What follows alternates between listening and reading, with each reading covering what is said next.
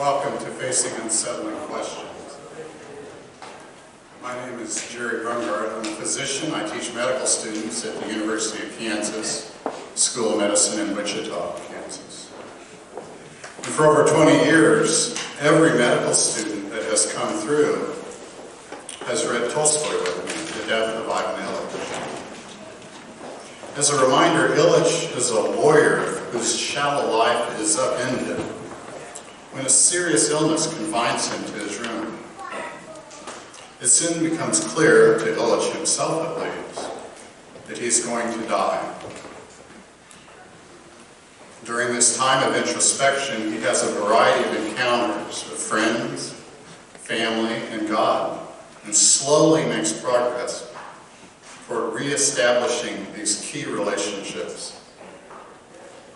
Many of my students have noticed similarities between Tolstoy's protagonist and our own pandemic journey. Please allow me to quote one of them. It is this forced hermitage at home that allows Ilyich to realize that he has two lives, the superficial one he shows to everyone else, and the true inner one that represents him. The superficial life is characterized by meaninglessness, shallow relationships, and interactions centered around projecting elitism onto society. The true life is marked by meaningful, deep relationships in which individuals share their desires and true emotions. I think a similar forced introspection is happening with individuals across the world as they spend more time at home and are able to reflect on their superficial life and true life. Close quotation from my student. So that brings us back to the New York encounter, to the theme, this urge for truth. We all have to discover what we're being taught in these days, what life is sharing with us. In this afternoon's session, we will hear encounters from the front lines, day to day, hour by hour encounters, engaging these most fundamental questions. We have three wonderful speakers with us today. I've been blessed to know them for many years, all three of them in different ways. I'm going to encourage you to look at the website and for the details of their biography. They've been introduced a little bit in the video. Dr. Federica Fromm is in Minnesota as an internal medicine physician hospitalist. Mr. Enrico Grugnetti is a nurse in Florida with a long history and experience in home care and ICU care in a variety of settings. He's currently in a hospice setting. And Dr. Cristiano Ferrario is at McGill in his oncology and does research in clinical care. As I introduce each of them, I've reflected on three words that come to mind when I think of each of these friends of mine. So as Dr. Fromm starts out, as Fedi starts out, when I think of Fedi, I think of passion, purpose, and engagement. Dr. Fromm.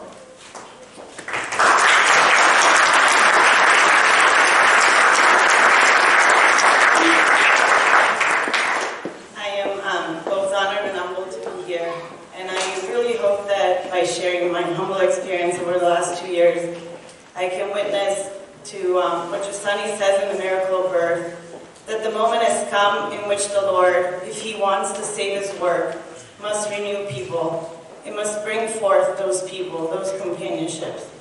Paradoxically, the moment when the crisis gets the worst is the greatest moment of hope. So today, 2 years after the pandemic has started, I can sit here and truly say with certainty that COVID has been one of the hardest and yet most beautiful curses of my life. An extremely painful gift, one that stirred so many questions and doubts in me, but one that ultimately reinforced my love for medicine and helped me remember that being a doctor for me is not just my job, it's my life, it's my vocation, it's who I am. Somewhere along the way, work had become a habit. But I have to admit that COVID reignited a spark in me, a love for people, for humanity, to care for others, and to rely on my colleagues, on my nurses, to be vulnerable again, to ask for help, and to be human. I just wish millions of people didn't have to die because of it, and they continue to die. So by the end of March of 2020, when our hospital started getting the first few cases, we set up a COVID unit, and we were ready for the worst to come. And we initiated a COVID rounding unit, and my friend and I were the first two assigned to work it. No one in our group had done it before. We had watched lectures, we had, seen what was happening around the country, but we didn't know what we were getting into. And I remember my friend and I standing outside of the COVID unit, trying to figure out how to get our PPE on, and I just remember him looking at me behind the N95 and the face shield, and just telling me, this feels like we're walking into combat. We have no idea what awaits us, but we're here to serve, and we owe it to them to do our best. I walk in, and Juan is my first COVID patient I'll ever meet, and I'll never forget. He's a Mexican illegal immigrant, doesn't speak English, he has no insurance, and he can't breathe. I will never forget the first time I heard the sound of a COVID patient gasping for air. I have been a physician for 13 years. I watched many, many people die, but this is different. He's 45, he's scared, and no matter how much oxygen we're giving him, he can't get comfortable. He tells me he was exposed at work. The meat factory in town had not closed, there was no quarantine implemented, and he told me that he knew that COVID was there, but he would rather die of COVID than have his kids starve. If he didn't work, he didn't get paid. And so he kept working, and now he's drowning. And from that very moment, I knew that COVID wasn't just a disease. It carried with it so much social, economic, political weight to it. But Juan couldn't breathe, and I couldn't breathe either for different reasons. I felt powerless. He was terrified. He thought he was going to die, and he was alone. They had drilled into our brains before walking in to spend the least amount of time in the rooms, to stand far away. These were dangerous patients. Do a minimal exam, and to walk out as soon as possible. Remember, this is the beginning. We didn't know much.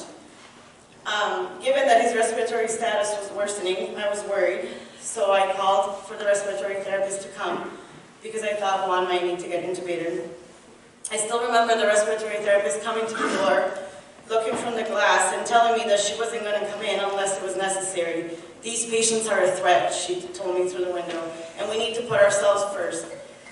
I was terrified of COVID too, but one thing I did know, Juan may have been a threat from an infectious standpoint, but he was a person. And I clearly remember in that moment thinking of Dr. Brescia, who had spoken to us here at the New York Encounter, and his story about taking care of a homeless woman during the AIDS pandemic, and how he had recognized that even a body rotting away carries a great promise, that each person, each human being is an infinite value. I can describe the judgment today. In the moment, it was a haze, but I realized that I wasn't being reckless, but my duty was to care for Juan, no matter what he had. And so I finally got close to him, held his hand, coached him through breathing, and I sat next to him for a few minutes. I held his hand, and eventually it became clear that he was struggling to breathe from COVID, but he was also just having a panic attack.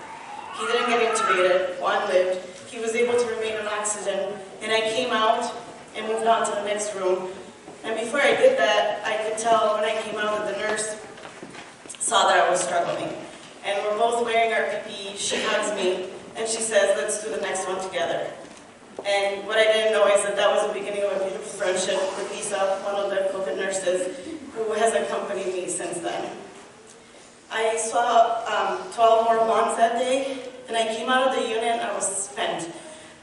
With the fear that COVID could live on surfaces, again, this was the beginning, I remember scrubbing myself in the OR shower for a long time, to then drive home, come to my house, strip in the garage, get in the shower again, and that first night sleeping in the guest room because we had decided I didn't want to put my kids and my husband at risk.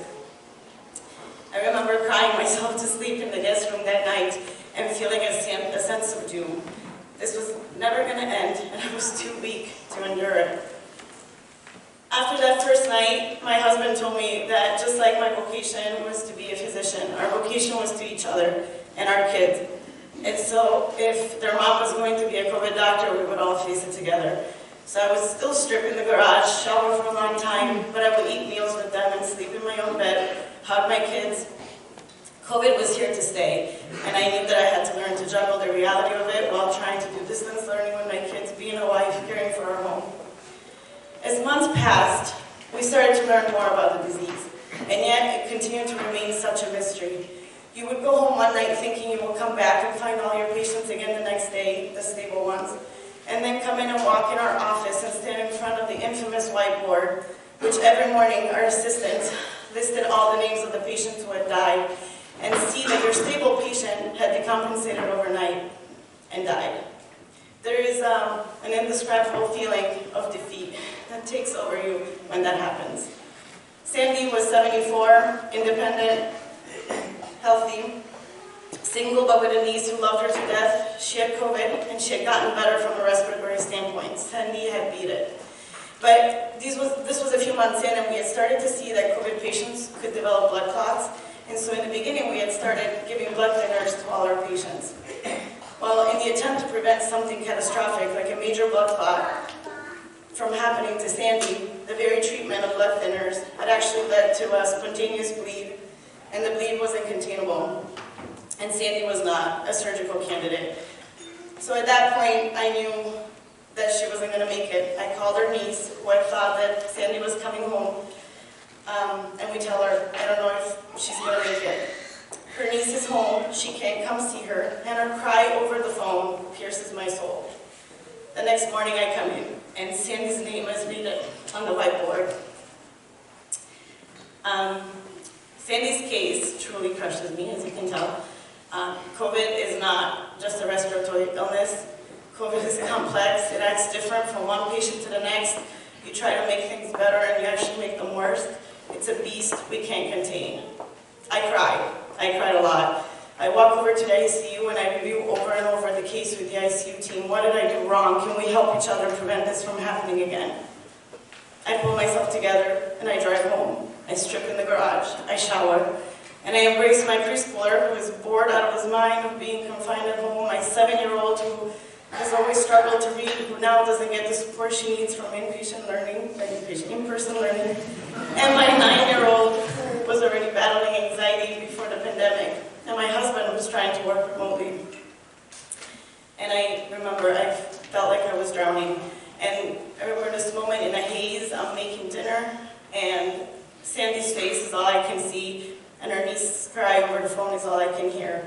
And as tears streamed down my face, I hear my parents on FaceTime trying to help my 7-year-old read, friends dropping out food or wine, and then at 7:30, no matter what, logging on Zoom as a family to pray a decade of the rosary with our fraternity friends. There's no need to have a right thing to say. Just let yourself be embraced, like you know you're not alone. You sense a hint of hope in your friend's face. You pray the rosary, you get up, and you do it all over the next day. We're now 2 years into the pandemic. In the last few months, a lot of things have changed. We've learned a lot about COVID. And one thing that we started doing is we developed a shift that's a consulting physician shift where one of us from our hospital serves as a consulting physician for small town rural hospitals in Minnesota to help support clinic doctors in small critical access points who are now being forced to take care of very sick patients on their own. Normally, they would evaluate the patient in the clinic or in the ER, and if they were sick enough, they would come to us at tertiary center, and we would take care of them. But lately, our ICU beds are full with COVID patients who end up taking up ventilators for a very long time, and so we've not been able to accept patients who need critical help. So every morning we get on Zoom with staff from these small hospitals, we identify the critical patients, and then I review the charts and try to provide remote support, both medical and a lot of times emotional, to these physicians in small town Minnesota. And Jeff is the last patient I will introduce to you. He's my dad's age. He has kids my age, and kids and grandchildren who are my kids' age, and he has a wife. He's in remote Redwood Falls, Minnesota, and I presented with typical regular pneumonia, which is pretty typical for a man in his 60s in the middle of winter to get. Well, Jeff is in small town hospital and his clinic doctor is scared for him. Normally she would have sent him to us, but we don't have the resources and the staff. So I discussed the care with her. Jeff is stable. We start him on antibiotics. I coach her on, what to do and how to do this. And every day, Dr. May and I speak. We discuss the plan of care. But Jeff is getting worse. He's declining. And it becomes clear that Jeff really would need a ventilator. He needs to be intubated and needs higher level of care. So I decide with Dr. May, we need to intubate him. Well, she reports she hasn't done that in over 25 years. That's not what she does. But Jeff is dying in front of her eyes. I coach her through her tears that it's time to do it. She's crying, and she says, I brought all of Jeff's kids into the world, his grandchildren. This is not my job. But she understands that this is her task now. On speakerphone, I try to guide her through the intubation process, and I can tell that it's not going well. There's a lot of commotion, and all of a sudden, again, I'm in my office trying to figure this out, and you hear a lot is going on. Well, she's failing. She can't get the tube down Jeff's throat. She's scared. And there's a moment of silence, and it's clear that Jeff is gone. The fact that she wasn't trained to do this has led to the demise of this man. In that moment of silence where Jeff's death is announced, it feels wrong. Dr. May and I have never met each other. I don't know if we ever will, but we have now shared an experience that we will both never forget. Dr. May is currently on a personal leave, and I pray that she will return to practice medicine, but part of me tells me that she never will. So we need to ponder on this for a minute. Jeff died of pneumonia in 2022 because we did not have the medical resources to care for him, because all the ICU beds are being used up by the unvaccinated COVID patients. We need to be honest. The patients who are now getting very sick and requiring ICU care from a COVID standpoint are mostly the unvaccinated. I have to mention that the hatred that I have towards the fact that COVID and the vaccine have become political is breaking me. If wearing an N95 and watching people die has not exhausted me, the conversation about COVID and the vaccine with non-medical people has scarred my soul. It's been so hard to come to work day in and day out, and having to come home and having endless conversations about COVID is not that much worse than the flu, how more people die in car accidents, and my favorite, if you really believe in God, how can you vaccinate your children? Of course, a dialogue is necessary. Of course, we're all learning about COVID as we go. But COVID is real, just like the damage that it has caused, it's real. I remember reading an article in The Atlantic about healthcare professionals feeling unseen. I don't care if you think that COVID is not that deadly. I'm watching Sandy die. And now I'm watching people die of preventable diseases like Jeff because our resources are being used up by people who refuse to get vaccinated. But then they come to the hospital and they want to be saved. I cried tears of joy the day I got my vaccine. I felt a hint of hope that day. I felt an answer to a year-long prayer. I was made fun of by many of my friends for getting it and for pushing loved ones to do it. Are there no risks involved? Of course not. But I do want to be part of the solution to end or bring this pandemic to a halt. Do I think that more research should be done to try to treat COVID or diminish the symptoms once infected? Yes. But in the meantime, this is what has been given to us. We have to do our part.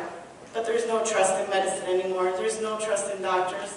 This has been more painful than the disease itself. I no longer am a source of knowledge for many of my patients. They know best. Facebook knows best. This is hard. This is very hard for me to watch. I have been accused of murdering patients' loved ones when the unvaccinated man dying of COVID. The family demanded for me to infuse vitamin D, and when I explained that there was no medical evidence to provide it, once he passed away, the daughter told me, well, now his death is on your conscience. The psychological violence is real. Because of many difficulties, our world has become selfish, and we decide things based on what my needs are and what my family needs. But isn't it so much better to swallow our pride, take a risk, look up and say, my life has been given to me as a gift and I am here to serve? So even though it's very tough to walk into the rooms of all these unvaccinated patients these days and not be bitter, the grace that I've noticed is that anger fades in a second. As I look at them in the eye, vaccinated or not, and watch them gasping for air, and in that moment, there's no resentment. Just the prayer that their lives can be spared, because in the end, we're all human. We all carry that infinite value. So how do I hope and how do I get up and face this every day? In the fraternity exercises, Caron said something that really helped me. The true stars of our life are the people who have lived good lives. They're lights of hope. Certainly Jesus is the true light, the sun that has risen above all the shadows of history. But to reach him, we also need lights close by, people who shine with his light and so guide us along the way. These are not people endowed with out of the ordinary gifts. They're people won over by the fact of Christ, made presence, by belonging to the Christian company. I was a very lost and confused 17-year-old senior in high school when my young, healthy mom had just suffered a major stroke. I had been hospitalized for the first time in my life with a severe infection, and my true love had broken up with me when I thought we were going to be together forever. And I had gotten my first and only D in school because I was starting to give up on everything. But on one spring afternoon in 2001, which I'll never forget, I was visiting my sick mom in the hospital, and Dr. Elvira Paravicini took me to the NICU where she worked. And as I stood in front of an incubator with a half-pound baby in it, Elvira was that star in my dark sky. Standing in front of that baby, I witnessed an accomplished physician like Elvira seeing the whole value, the value of the whole world in those tiny eyes. And I realized that I needed that gaze on myself. And in turn, I wanted to give my life to try to communicate that gaze to others. I was drawn, and on that day, I started to long to be able to serve humanity like she did. And I followed the same thing she was following. And over the years, it's become, in the face of my friends, my fraternity, the Med Conference, the New York Encounter, a Christian community made of people won over by Christ who become a ray of light in darkness. Every day we must desire the change through which the hope penetrates the world, told us Caron. My wish and invitation to you is, let's be those stars of hope for each other. We do not have extraordinary gifts, but we have a community which is willing to accompany us every step of the way. Will we allow it though? I can tell you that in my limited ways I have, and that's what's gotten me here today, to tell you that life is an amazing journey. And COVID, a paradoxical possibility to experience the greatest moment of hope by rediscovering to rely on my colleagues, my nurses, to live intensely with my friends, and to let myself be vulnerable and embraced in this community. Thank you.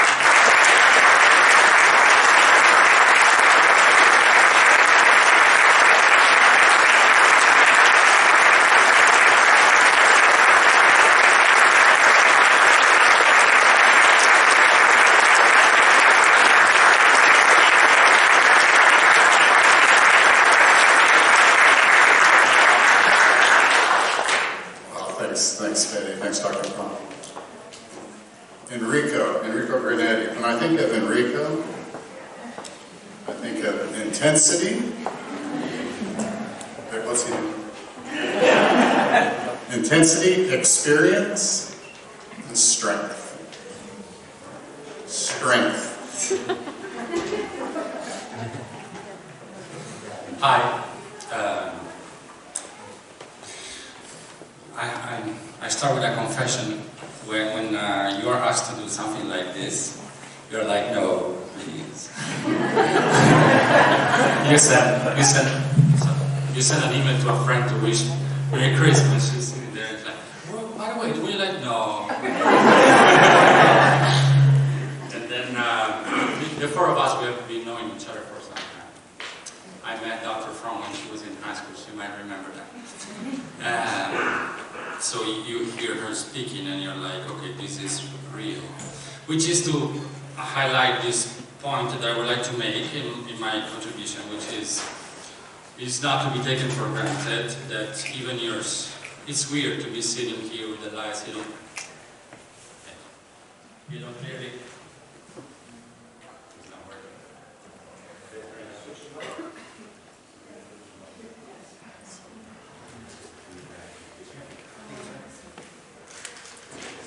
It's on? Okay. It's weird, you just want to go through what you have to say and that's it, right? But then all of a sudden, things become real when you hear your friend talking, no? My experience with COVID is pretty much similar to a lay person, meaning not a healthcare worker, because I didn't have much to do with it in terms of dealing with patients with COVID, just a few. It is true that I work for hospice. Sorry, I come from Gainesville, Florida, and I work for hospice and visit people at home. So at the very beginning there was the question actually if we should keep seeing patients at home, because hospice is not an immediate first thing, then we were allowed to do that. So one of the first consequences of COVID for me was I was going to work every day, getting out of the house. There was no traffic, which is beautiful. Your job is to drive around. And while everyone was at home, most of the people were at home. It was me, a few other people, a few other cars, and the truck drivers bringing toilet paper to the supermarkets. And there was, as Federica was saying, there was a lot of open questions, like science seems to fail us, like even just as people who work with science. Meaning that when you start receiving messages of how long does the virus stay on a surface, we were like, what? I enter the patient's house, should I touch them? Should I put the clothes before? And then you start dressing in the front yard of the patient's houses, and people are looking at the windows. It looks like a scene from scary movie, right? So the biggest fear for us was, I don't want to get it because I don't want to give it to anyone. And it wasn't easy. You have to figure you're on your own and try to figure out how to do that. There are protections and stuff. But we really didn't know how these things work, right? And the other consequence, from a point of view of my job, is that we worked hard. For a year and a half, I think I took 2 days off. There was no vacation, nothing, working hard. More than people around me could even grasp, because you just do it, you go for it. Working hard many hours and just keep going. Also because in hospice, what happened is hospital start choosing patients all of a sudden. And if you have bad illnesses, terminal illnesses, you're not getting treatments anymore. So hospice becomes an option. Nursing homes were a bad place to be, really a bad place to be. And so some families, those who could, tried to take their relatives home, and hospice is all of a sudden an option because you receive services that were not available otherwise. So it was amazing to see how we did it. And when I say we, I mean me and my colleagues, because we just did it. And as Federica was saying, you just respond to what's in front of you, which is very concrete. There's people to take care of, right? And so I share my experience of how COVID has been so far. I live in a relatively small town, city, and there was no one around, and I was sitting outside of my house on a chair, looking around. My house is surrounded by nature, which I love very much. There's trees, and there's the squirrels jumping from one tree to the other. Hi. And there's flowers, there is a whole world going on of things that don't know anything about COVID. They just keep going. And then there's the street there to the left. There's no one car there. Everyone is at home. And it's weird. It's just a weird feeling. There is something going on. You don't see it walking on the street, but it's clearly going on. And there was a moment of awareness for me, very simple, of awareness of this is a huge contradiction. There is kind of a contradiction in life, somehow. You can use the word paradox, you can use different words. I like the word contradiction, which is things happen and we are not aware of them. We might live life I do go through things because it's a very personal experience, and we are not aware really of what's going on. And COVID was kind of a booster, like a huge one, to start being more aware of what's actually going on. So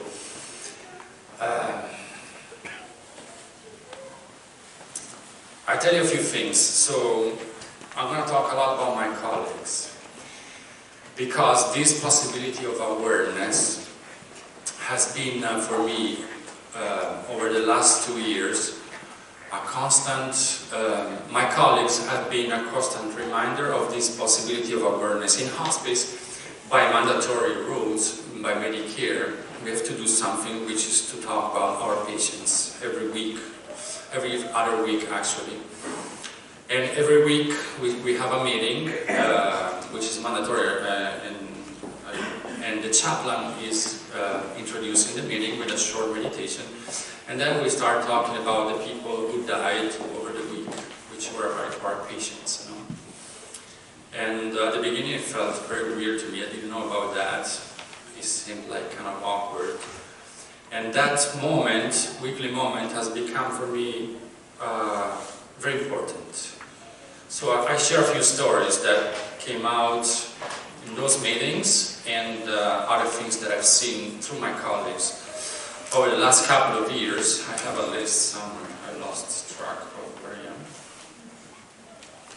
Okay, so the first, so this thing is going on YouTube, is it? Do we know? It would. So then the name I mentioned might be real or might be not. My colleagues, 11 people are going to watch this anyway. So.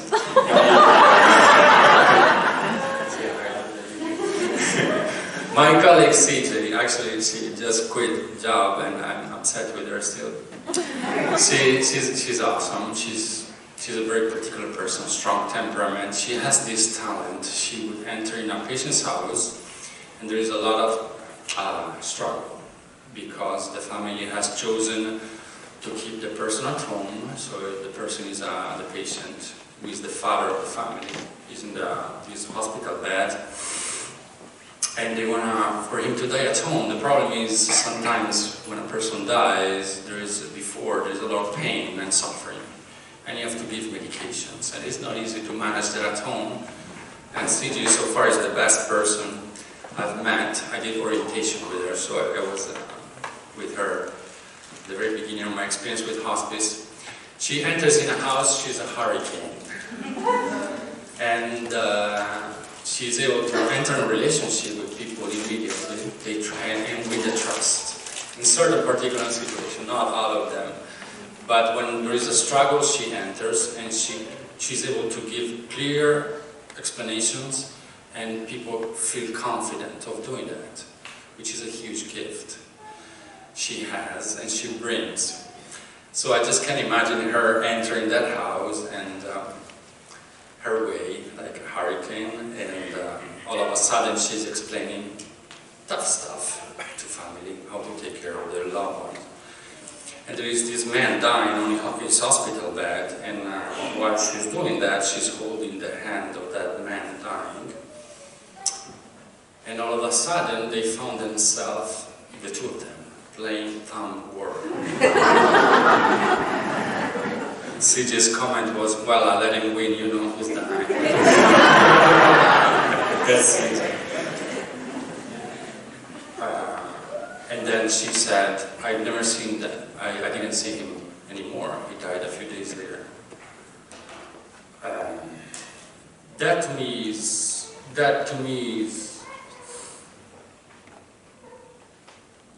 a great help to live.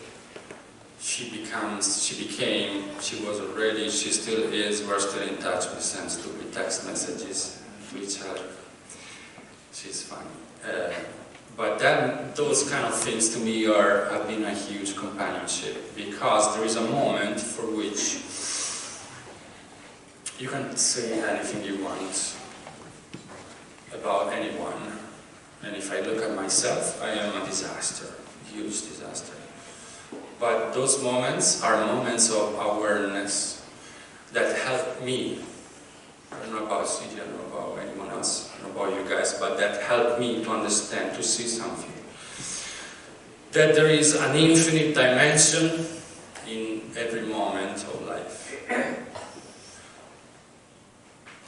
It doesn't make any sense that a woman from New Hampshire moved to Florida with her husband to look for some warmer temperature and less taxes to pay, who enters in a house for maybe half an hour and they play thumb war. There is a connection that is not just a nice thing. It's more than that. It's infinite.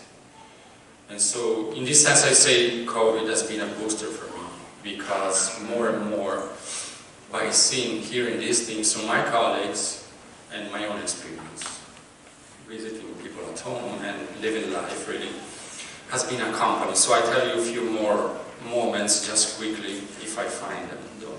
Yes, there we are. So, this patient of mine was dying, and we became very close. Peruvian guy, his wife Peruvian.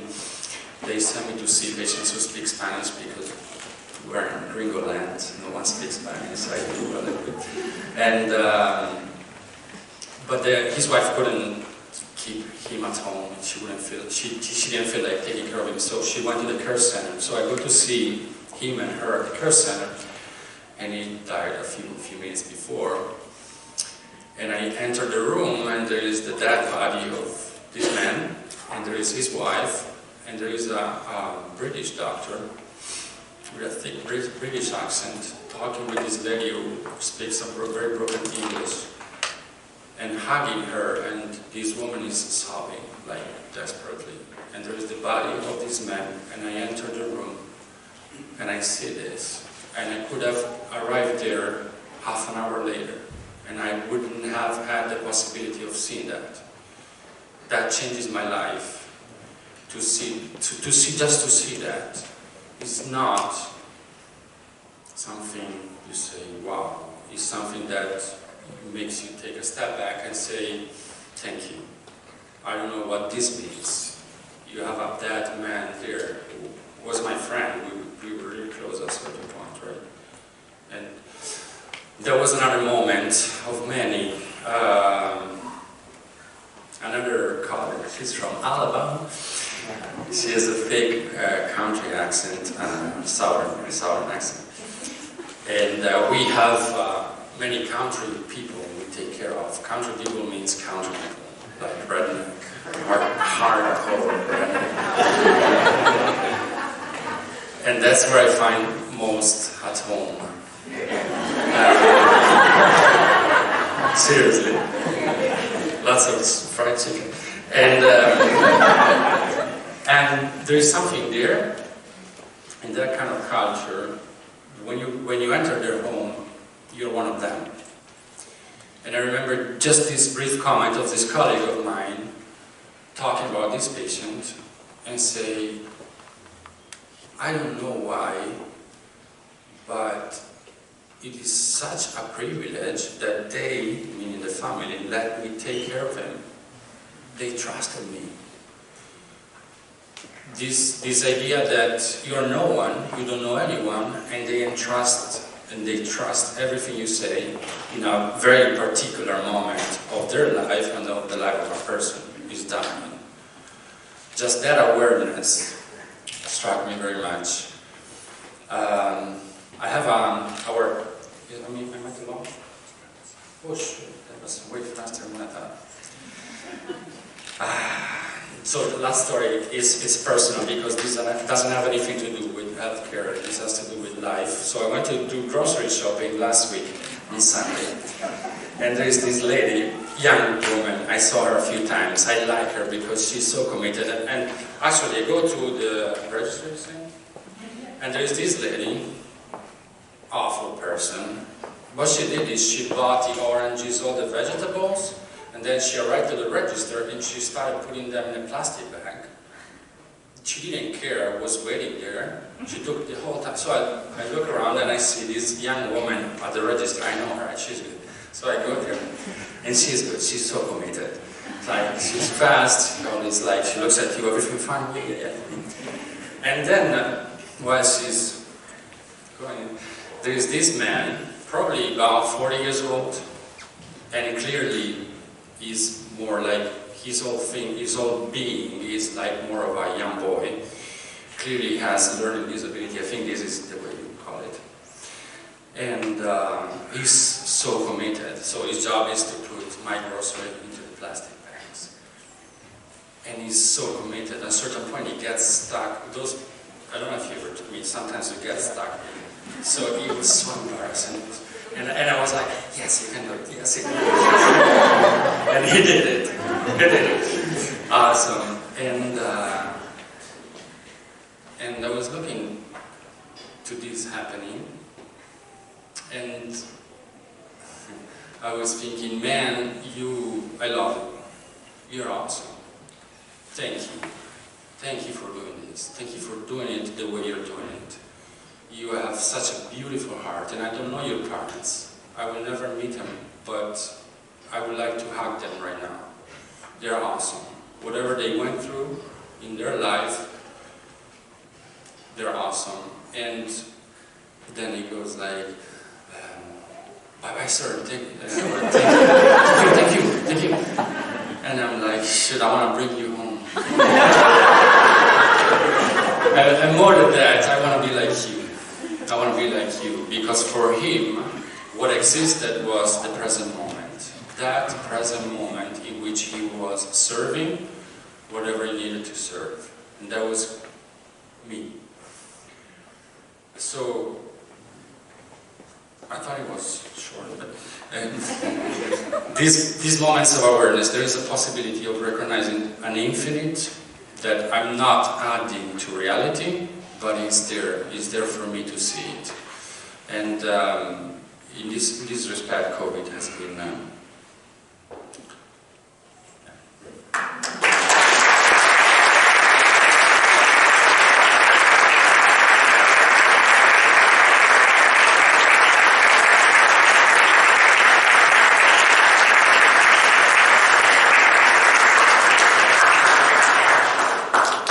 and Dr. Ferrario, when I think of Cristiano, I think of friendship, thoughtfulness, and laughter.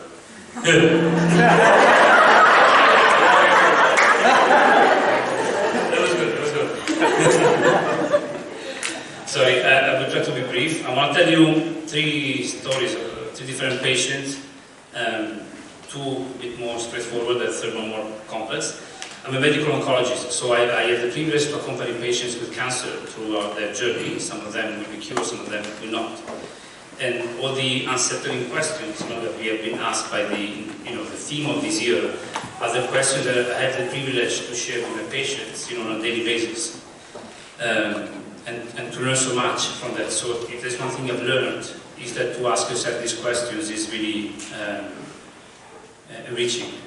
The first patient I want to talk about is a story, because for me the beginning, I have only one episode about COVID, if you want, which is the first one.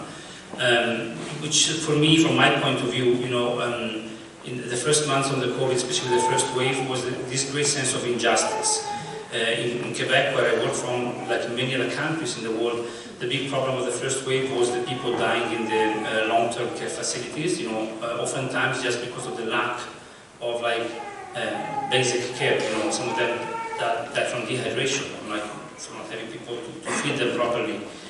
And maybe a similar sense of injustice was also for me looking at my patients with all my preconception of wanting to accompany them all the way to the end, and finding them having to go through the cancer trajectory in what appeared to be a much greater state of loneliness. Being with very limited visitations allowed on the floor, even for patients with limited life expectancy, having to come on their own for all their appointments, for their chemos. This was this one woman who I think probably was one of those everyday saints that you encounter, a single mother of a teenager kid, I remember having to have a family meeting with this like 16-year-old kid that showed up in his school, dress, and discussed with this kid, that his mother was going to die soon, and that he was allowed 1 hour a day to see her. That didn't feel proper.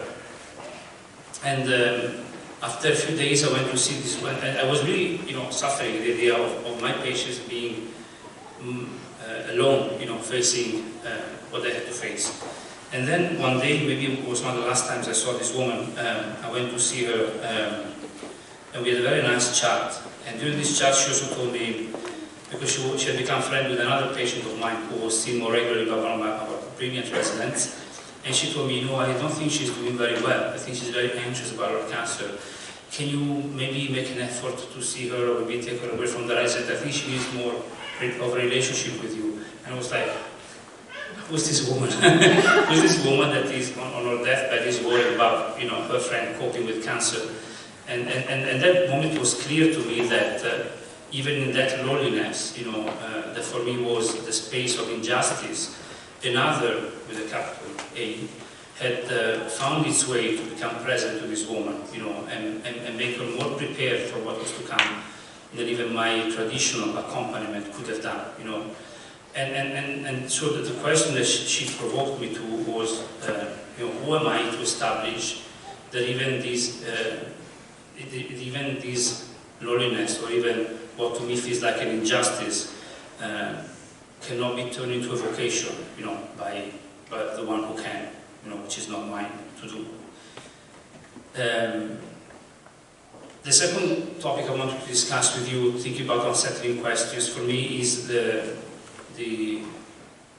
challenge, the opportunity to practice oncology in a country where for many years euthanasia has been legalized by a very fancy Canadian term, which is medical aid in dying. So if I say MAID, that's what I mean. And actually I remember vividly when I was in Italy deciding whether I was coming back or not to Canada to work and to take on this staff position, which I'm very grateful I have. There was actually one question that came to mind, how is it going to be for me to work in a country where that becomes more and more normal, That was an unsettling question for me. And it's a question that comes, this other one I want to tell you about was a very nice Quebecois woman, short, full of energy, full of life, simple-hearted, enthusiastic, lively. And as her cancer all of a sudden progressed, in a way that was clear that we were going to approach the end. I remember she asked, we started discussing, what the end of life would look like and to prepare for that if you want. And I remember the way she asked this question, which would always stay with me. And she asked me this after we discussed the palliative care and the life expectancy. And then she asked me, Dr. Ferrario, by the way I've known you, I suspect that you might maybe not be particularly comfortable discussing medical aid in dying. If you want, I want to discuss it with you, but if you're not comfortable discussing this, I would understand and ask someone else. And the attention that this woman had towards me really moved me, Two things that became immediately clear by the care that she had in asking me this question. The first one was that an encounter had happened with her, where I had been encountered, I had been looked at. We often talk about physicians, how we look at the patient as a person, not as a number. Guess what? The doctor also is a person, not a number. I also have the same need, to be looked at for who I am, like Jerry just did actually. It really moved me. It really moved me because I felt encountered in that moment, and I realized that my patient's need is my need. It's not that they have a different need because they have a cancer, and all of a sudden they become human. I am human when I don't forget about it too. And so again, even the care of this woman, not wanting, to make me uncomfortable, and even not looking at me as a, as a provider, if you want, of a certain service that she had the right to, And at the same time, in the same exact moment, it became clear that I couldn't want but to discuss that with her. I couldn't want but to look at that together, precisely out of that friendship, precisely out of that encounter that had happened. It would have felt so unnatural for me to say, that's where I draw the line, you look at it on your own, And it was a very honest discussion. I told her, certainly you, by the way the law is, you qualify, and I gave her my reasons, if you want, my reasons for my uncomfortableness that she knew of even before asking. And it was one of the most beautiful conversations I ever had. The third patient I want to talk to you about is a bit along the same line, if you want, and it's someone who has put me in front of a great deal of suffering, and and that's not been easy for me to accompany her in that sense, to decide to stay from this suffering. She's a young woman, a transgender woman, who suffers from severe gender dysphoria. So she feels chronically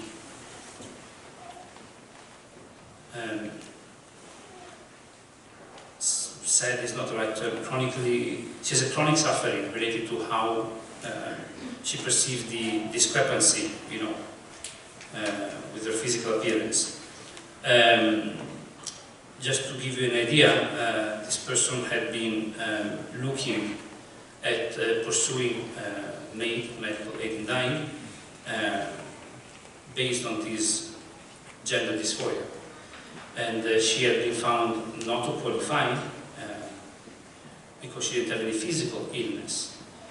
So, and this was true until she developed cancer, and that's when she came, that's where our paths met. When she developed this cancer, it was actually a highly curable cancer, with surgery plus or minus chemo. And many years ago, I think a few years back, we heard from Rose, the experience from the women with HIV that even when the medication becomes available, they don't necessarily see the point of taking the medication. And it's an experience that provoked me. It was a testimony that provoked me a lot. But I don't think I thought I would see that in my life, in our civilized country. So when this woman got cancer, and she's young, she's 30 years old, she didn't see the point of taking care of that cancer because her suffering is such that she doesn't see a point of living in the first place. And in a way, she decided to hold on to this cancer, as what could make her finally qualify, for the medical aid in dying. So when the consult came through, I have the privilege of triaging consults for certain tumor types in my department. When the consult came through, which was like 5 lines, patient asked me for mail based on cancer. I remember the split second, where I was like, should I give it to my colleague, or should I get involved in this? And maybe we can discuss why that was the case. But I immediately felt the desire to meet this person. And the first encounter was, I knew it was not going to be easy, but I don't think I knew. Again, I wasn't maybe prepared for the amount of suffering I was about to witness. It was a very long first encounter where I didn't speak much, which is a common trait of our encounters. And I listened, and I stayed there, understanding maybe not everything, for sure.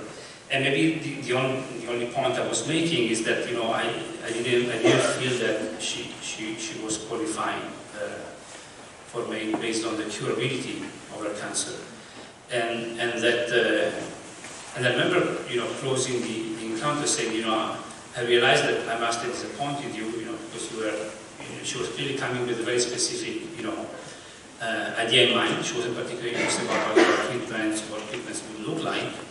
And And I told her, I'm sorry if I disappointed you, so like, you know, I'm the oncologist, I'm the one that treats cancer, you know, I'm not sure if you still find that it's useful for us to meet, if you want to do any sort of follow-up, or if you want to move on for other, you know, opinions.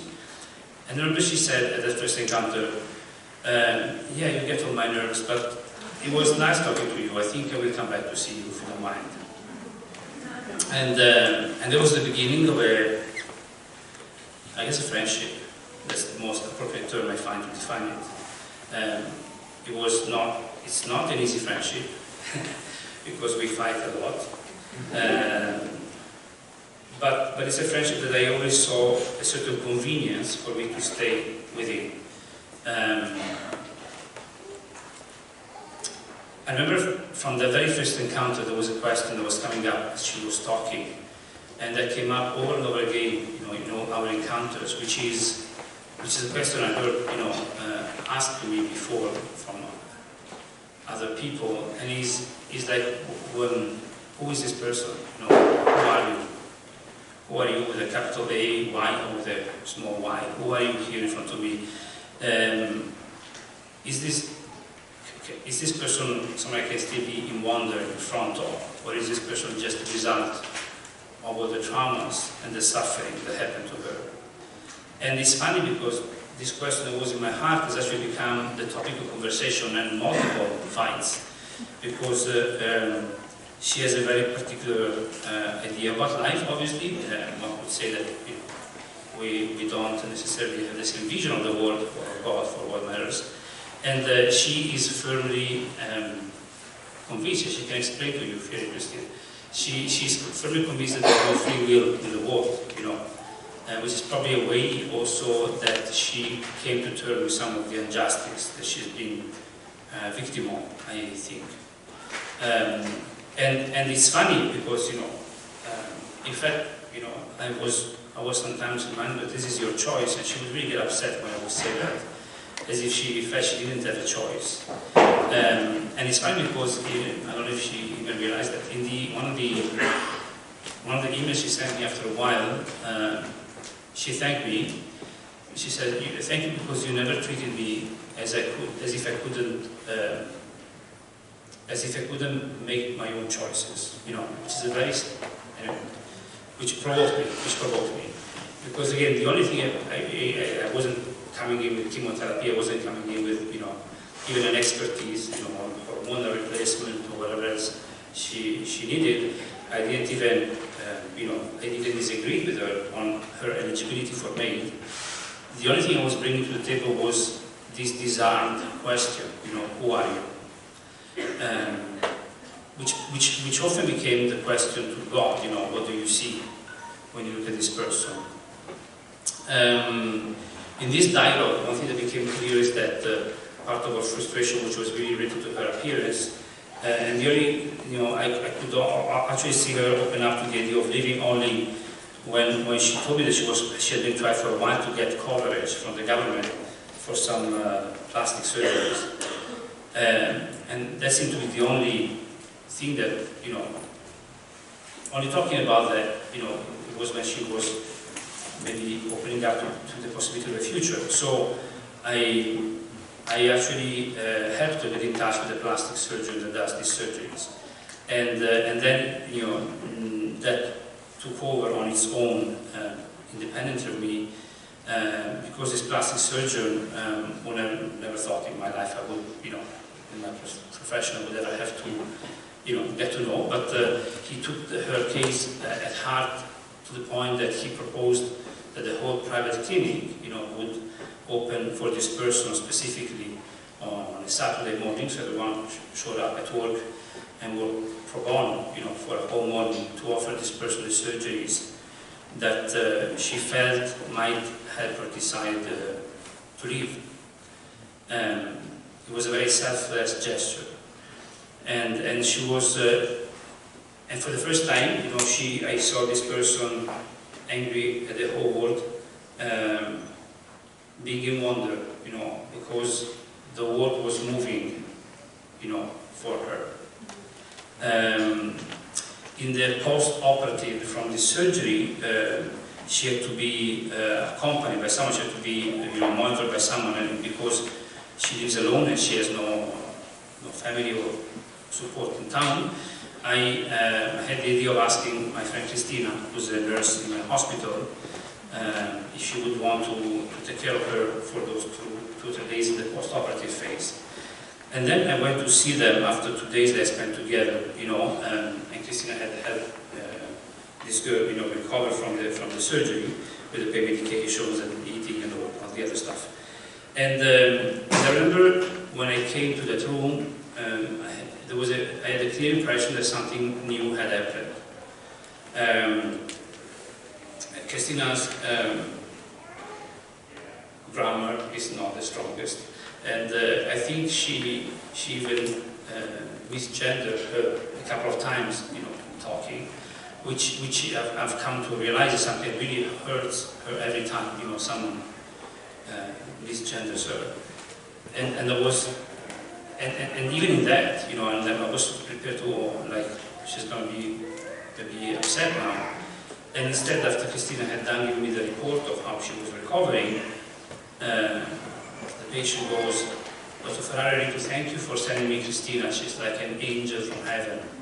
And I don't think I would have survived these days without her. I can tell you how grateful I am. And it might sound like a very, I don't know, maybe to me it didn't sound like a very normal thing, someone so relentlessly focused on planning their death, talking about gratitude. A couple of days later, she emailed me, I just arrived home, and again I'm extremely grateful for everything you've done. I cannot convey how meaningful and hopeful I am in words. I'm beyond thankful to you for everything. I hope my life works out. And if by chance it didn't, like cancer wins, my perspective will still be very positive because of you. And thank you for everything. When I read this, I remember I cried. And I cried for 2 reasons. The first one was that immediately it was clear that this gratitude could very well not last. This person's suffering is such that I could see something and immediately say, I don't know if this is gonna hold on, if it's going to be enough, for you, my friend, to decide to leave. But at the same time, I cried because something new had happened, as I said before. There was a quote of Father Giussani read recently, if I quote it properly, that says, facts have a certain inevitability. Like something had happened, and it's true that she could maybe decide the next day or the next month, or a day she can decide, that is not enough, for her to continue to live. But even an extreme decision, that is always, around the corner for her, could not erase what had happened there. After this episode, she remained in touch with Christina, and Christina also invited her to the neighbor's house in Montreal, and then a totally unforeseeable friendship, has born with the whole house. And I'm so moved to see the whole affection of the house for this friend of mine, planning poker nights or singing nights. Bossa cheats also at poker, believe it or not. But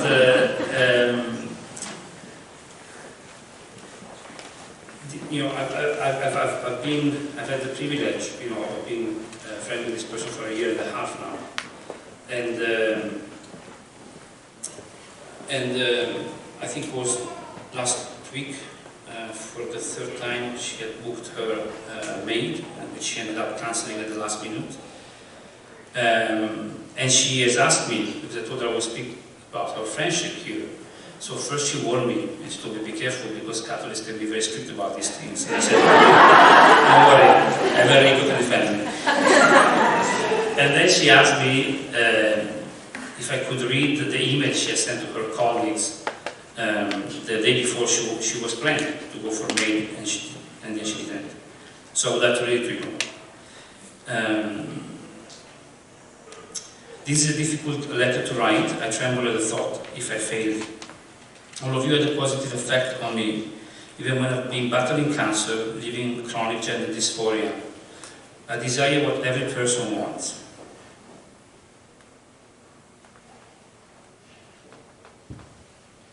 To be happy, to live and love without fear, to share her gifts with the world. A tolerable life wasn't feasible, this wasn't an easy decision. At times I wished life had released me, instead it made me be the one. That's my fate. Please don't be sad, I'm the phoenix, I rise from the ashes. At the Jewish General Hospital, my oncologist, Dr. Ferrario, my favorite nurse, Christina, they both helped me very much, and then she thanks also the surgeon that took care of her, and both the cancer surgeon and the plastic surgeon. It's an adventure for me. I don't know how it's, it's an adventure that I can only take day by day and begin wonder what another one is doing. I can only say that there is,